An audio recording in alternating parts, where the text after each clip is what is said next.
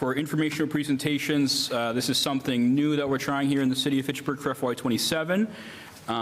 Just real briefly, I'll explain how we got here tonight. As we approached the FY27 process and looked for improvements, I reached out to our department heads with the support of President Zarella and invited them to present directly to the Finance Committee. These presentations are entirely optional and designed to give the committee, the full council, and the public an early look at the departmental priorities, challenges, and anticipated needs ahead of the administration's formal budget submission. The goal is very simple. It's more transparency, more context, and a better informed budget process.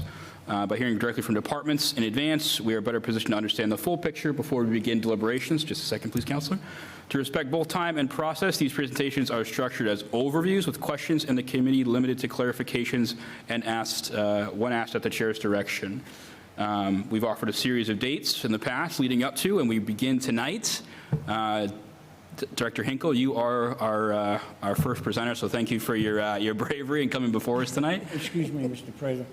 Yes, Councillor Bosch. We've got a petition on here, 046. Where we took the other orders out of order, so now we're going to the top of the presentation, the top of the agenda. If you look at the first page. I didn't see that on my thing, where that was coming number one on the presentation.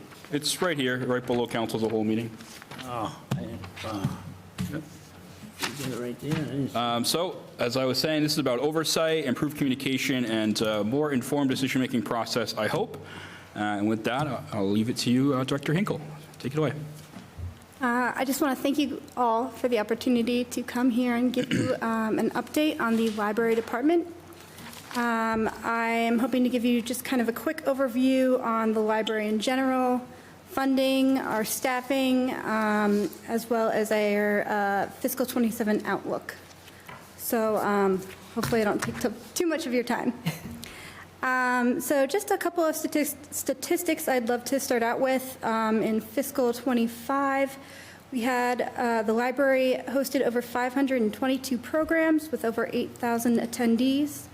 Our two public meeting rooms, the conference and the program room, saw over 500 bookings by outside entities. We have over 11,500 registered borrowers. We were open more than 2,500 hours over the course of the year, and our public internet computers were used over 7,000 times, with a weekly average of about 150. While operating in our temporary and smaller location, the library actually increased overall material usage beyond pre-move levels, demonstrating a strong and growing demand. Physical circulation actually increased from approximately 60,000 in 2021 to nearly 76,000 in 2024, while digital circulation almost doubled from approximately 21,000 in 2021 to 39,000 in 2025.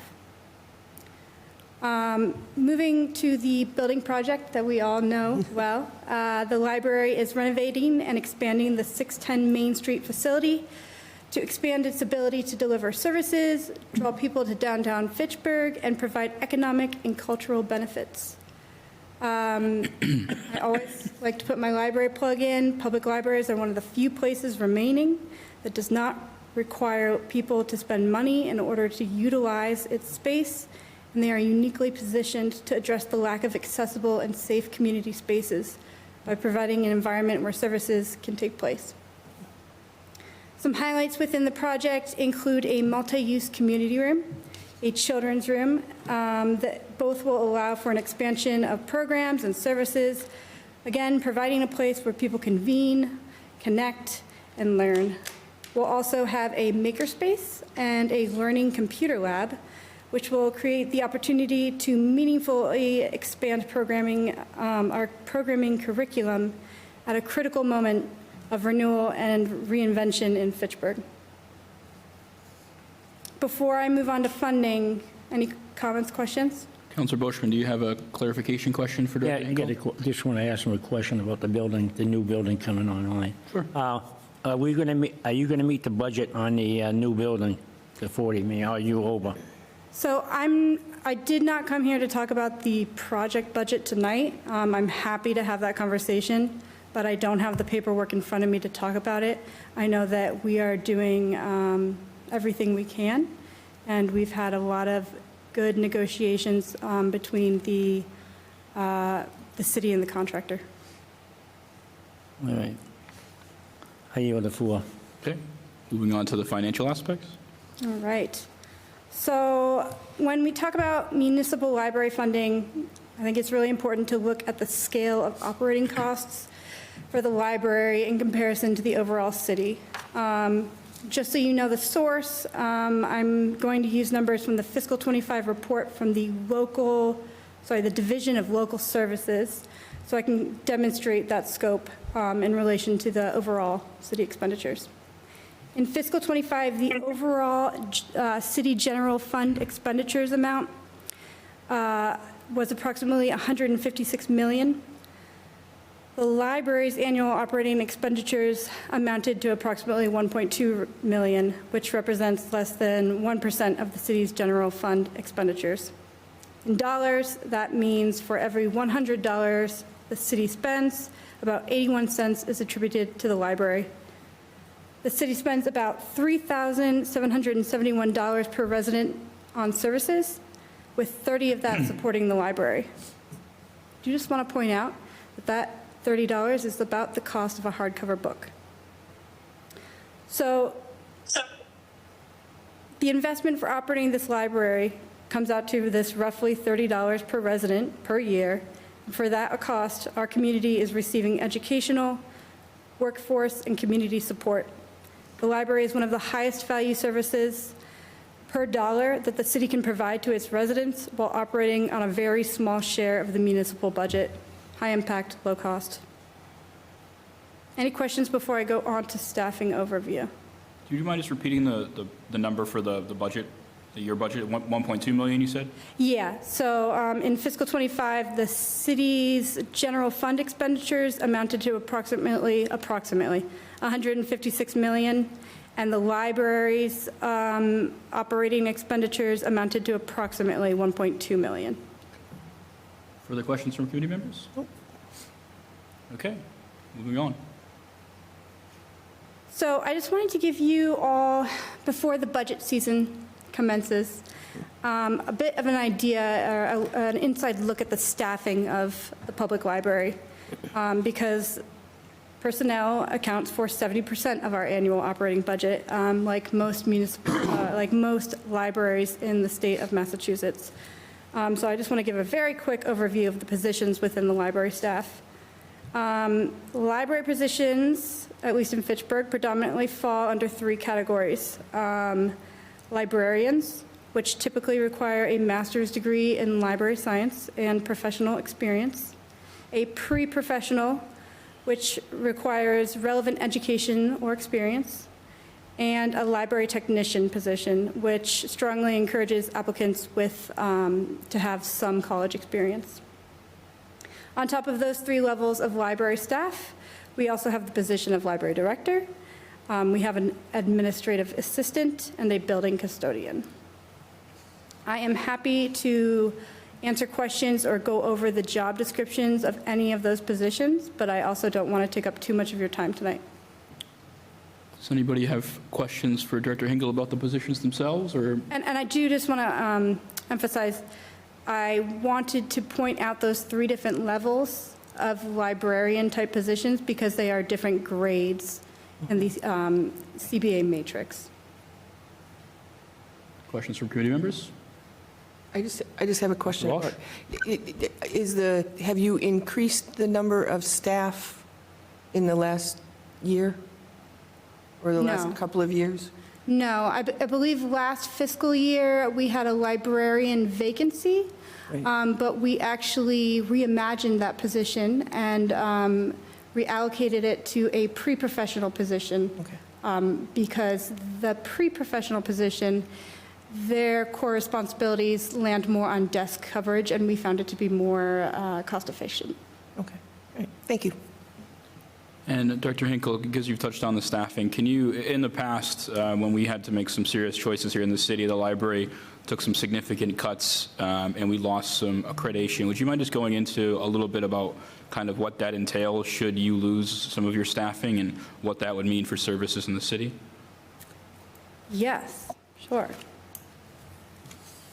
Wasn't in my initial presentation, but yeah.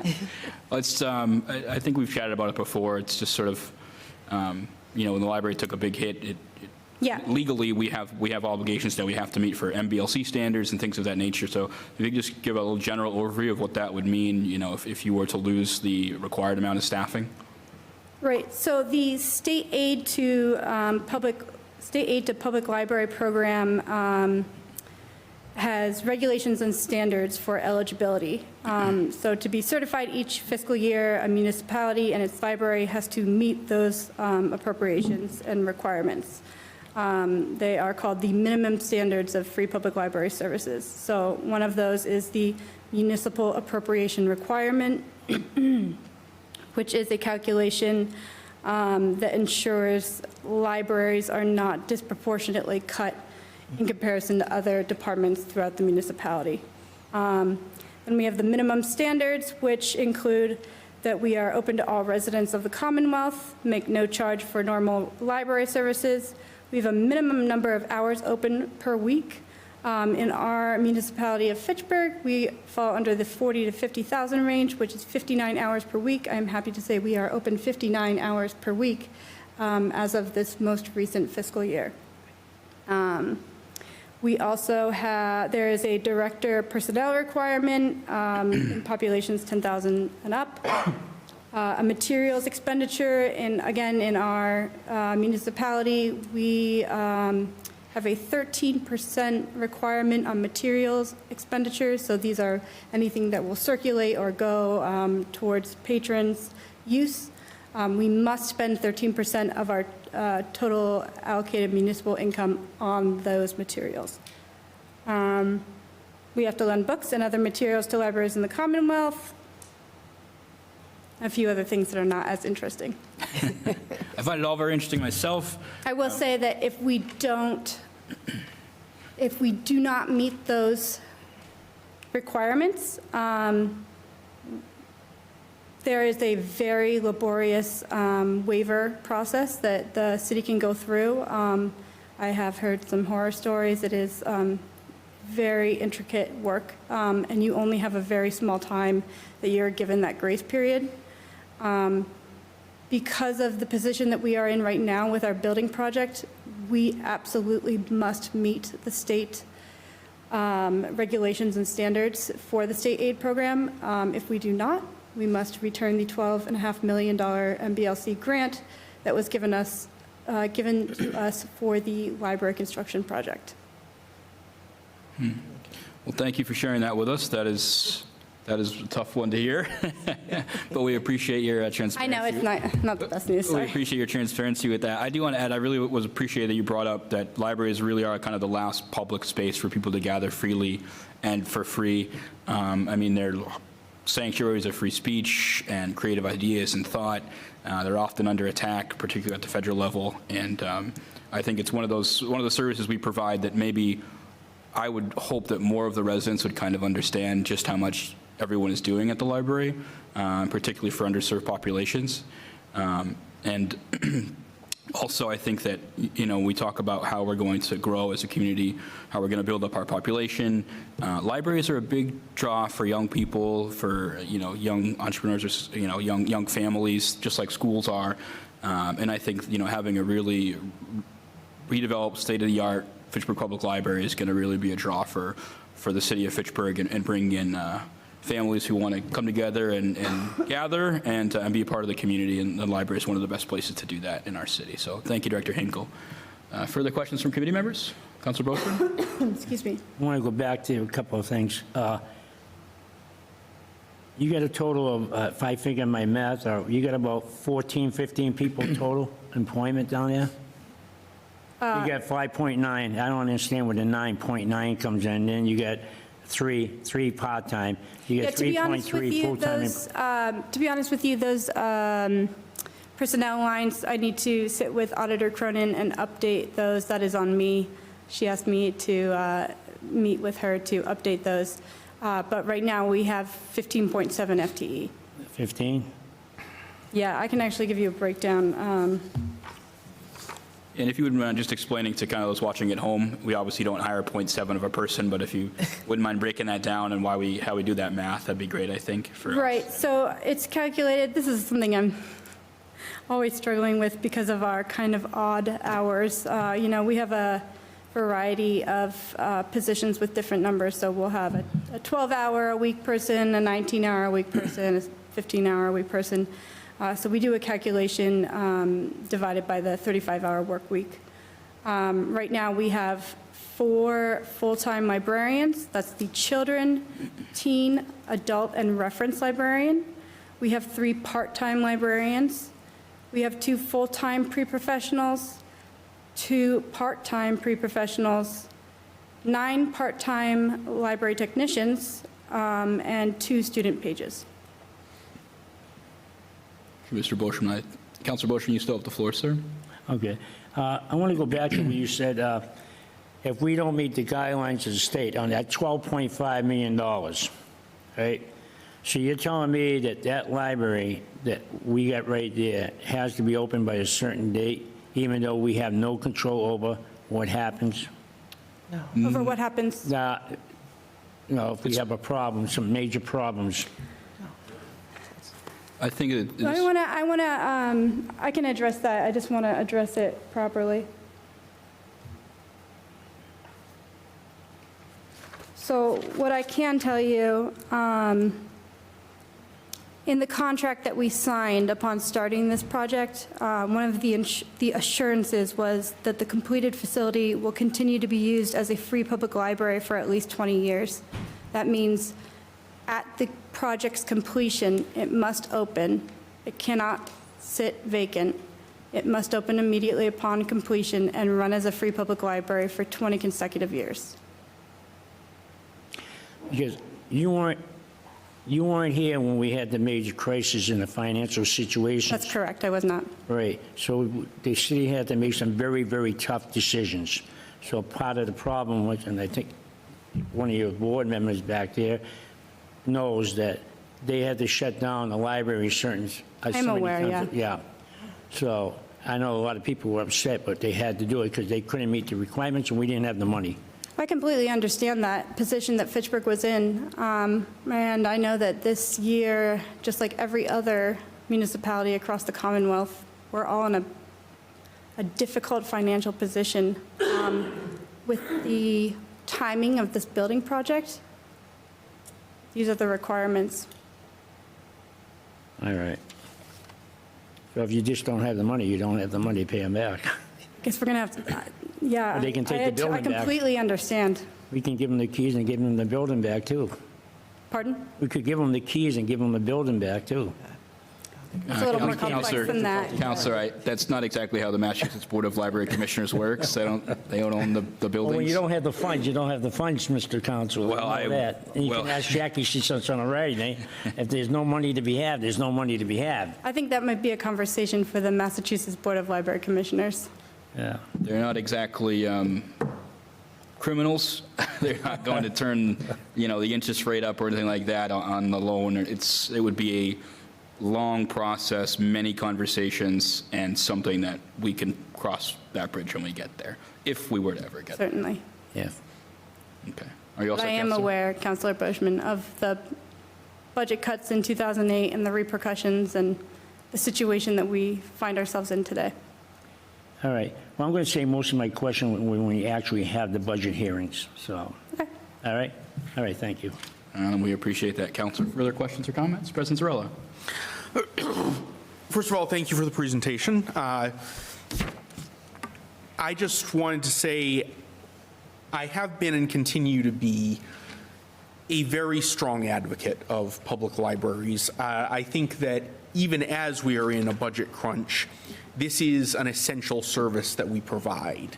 I'm not going to try to rank it against other city services or anything. I'll just get in trouble. But I do think it is among the services that are essential, services that we cannot, as a city, contemplate cutting, because it is such an equalizer, because students who are doing research projects and whose parents can't afford to get them texts or extensive subscriptions and things like that. Children who want to read more books, more variety of books than their parents can afford to buy for them. Adults trying to improve their knowledge and skills with the aim potentially of getting themselves a better career down the road. Those are all people who can take advantage of a public library to gain access to resources that they might never be able to access on their own. And this is something that benefits the city as a whole, not just the individuals who take advantage of it. Because if we have better educated children, those are going to be children who are less likely to get into any trouble, more likely to go on to good careers, more likely to eventually reinvest in the city they grew up in. And if we have a better trained, better educated workforce, that gives us more opportunities for economic growth. These are things that help all of us, even those of us who are fortunate enough to be able to afford these resources on the private side of things. I practically grew up in the library. I think at one point I was churning through 6 or 8 books a week from the Fitchburg Public Library. And at that point in time, there's no way my parents could have afforded to get me that many books. And I can say with all honesty, my entire trajectory in life would have been significantly different if I had not been able to thoroughly indulge that intellectual curiosity, that desire for more mental stimulation. I'd be a very different person today. And so we're going to have to make some hard choices as we go through this budget season and future budget seasons.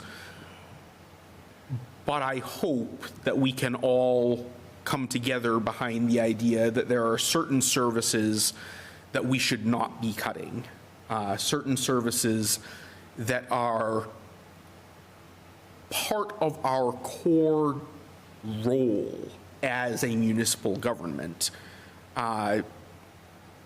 People may not think of libraries on the same plane as, police officers, fire department, and so forth. But in a very real way, the library is in the same conversation at least, or should be. And I hope we all remember that going forward. I yield the floor. Thank you, Mr. President. Councilor Fleming, did you have your hand raised? Just checking. I do, yes. Go ahead, Councilor. I appreciate what Councilor Zarella just said. However, I don't think at this point we should be saying we're definitely not going to cut from somewhere. We've got some hard choices to make this budget season. And at this point, everything should be on the chopping block until we actually see the budget. Every service in the city is essential, no doubt. But this is where you have to make the hard choices and decide, do you want the city to not move on or have it become stagnant and fall apart? So I just wanted to counter what Councilor Zarella just said. All these services in the city are important. We can't take a hard line on one particular one. That's all. I yield the floor. Thank you, Councilor. Do we have any further questions for Director Hinkle at this time regarding the budget she has presented or any of the line items she's given us tonight? I guess we'll save those for the budget presentation. Director Hinkle, did you want to close with anything? I do. So I do want to be clear that the building project currently underway requires an expansion of staffing that would go into effect in fiscal year '27. The proposal you have does not reflect those numbers. The financial implications have been reviewed with the mayor's internal finance team, and those discussions are still ongoing while certainly keeping in mind the city's financial situation. If you do not want to go through if you don't have any pressing questions for any line items tonight, I would just like to say in closing, I completely understand where Fitchburg is at, where the state of Massachusetts is at. It is my job and duty to advocate for the library, so I will. And it is simply true. Reducing library funding would save very little in the overall city budget, but it would cost residents a great deal in access to services, which come at an extremely low rate relative to other municipal services. Maintaining strong library funding is a fiscally responsible decision that delivers real value to the entire city, and that is not to make any other department smaller. It is solely dollars and cents here. It took Councilor Boschman reminded us of 2008 and the budget cuts that happened then. It took approximately 15 years to recover from the extreme budget cuts that took place back then. And the city has just invested in a transformational library building project. If it were to take another round of serious budget decreases, other repercussions aside, it would take another 15+ years to recover, given the facility changes and expansions. If we're investing in a $40 million facility, it's important to ensure that we are able to operate it effectively. The library is not a primary driver of the overall city budget, but it is integral to the community. Maintaining and modestly increasing library funding will strengthen city services overall without meaningful increasing the tax burden to our residents. Thank you, Director Hinkle. Appreciate you coming in and presenting to us tonight. Thank you for having me. I really appreciate the opportunity. Please follow up by email if you have any other questions, and I look forward to discussing it further. Thank you.